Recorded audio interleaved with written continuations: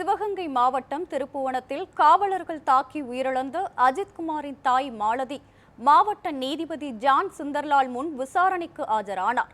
பின்னர் செய்தியாளர்களை சந்தித்த அவர் விசாரணை செய்து மகனை வீட்டிற்கு அனுப்பி வைப்பதாக கூறி கொன்றே விட்டதாக வேதனை தெரிவித்தார். சாவி இவங்க எழுதி கொடுத்து நகை 10 பவுன் வச்சுமே காணோம் அப்படின்னு சொன்னாங்க. எங்கள் பையனை கொண்டு ஆஃபீஸ் விசாரிச்சிருக்காங்க. விசாரிக்க நான் எடுக்கலை அப்படின்னு சொல்லியிருக்கேன்.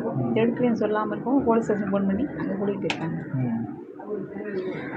கூட்டிகிட்டு போவோம். அப்புறம் எனக்கு இதெல்லாம் தெரியாது. தம்பி சின்னவன் வேலைக்கு போயிட்டான். அவன் வரவும் தம்பி இந்த மாதிரி சொன்னேன், வாங்கம்மா போய் பார்த்துட்டு வரலாம் அப்படின்னு சொல்லி நாங்கள் இன்னும் ஸ்டேஷனுக்கு போனோம். நான் என் பையன் சின்ன பையன் போனோம். ஸ்டேஷனுக்கு போய் அங்கே போய் பார்த்ததுல பேண்ட்டை மட்டும் சட்டை இல்லாமல் பேண்ட்டை மட்டும் போட்டிருந்தான். நீ எடுத்துருந்தா கொடுத்துறியா வேண்டாம். இங்கேருந்து வெள்ளிக்கிழமை சாயங்காலம் கொடுத்துருந்தியா அப்படின்னு.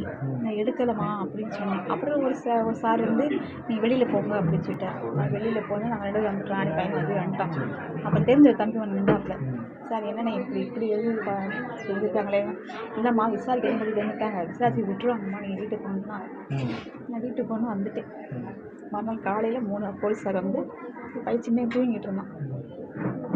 தூங்கிக்கிட்டு இருக்கவும் வந்து பீரோலாம் உதறி பார்த்துட்டு, உன் பையன் என்னன்னு சொல்லியா தெரியுமா சார், 10 பவுன் நகை காணாம போச்சு, எங்கேயும் வச்சுருக்கேன் சார், எனக்கு என்ன தெரியாது சார் அப்படின்னா. நீ சின்ன பையன், நீ அப்போ நீ வாடான்னு சொல்லி அவனை கூட்டிகிட்டு போயிட்டாங்க.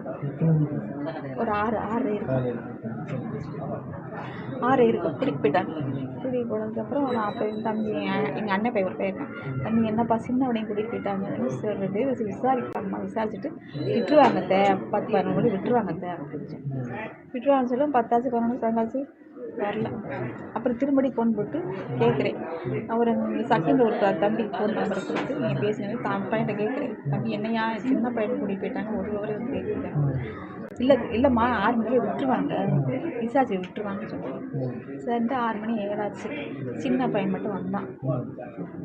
வரையில என்ன அண்ணனை காணோம் அப்படின்னு. அண்ணே சொல்ல முடியாதுமா அப்படின்னு சொன்னான். அதோட நாங்கள் அப்புறம் எங்கள் அண்ணன் தம்பிகிட்ட சொல்லி அப்புறம் அதோட முடிஞ்சு சார், அவ்வளோ.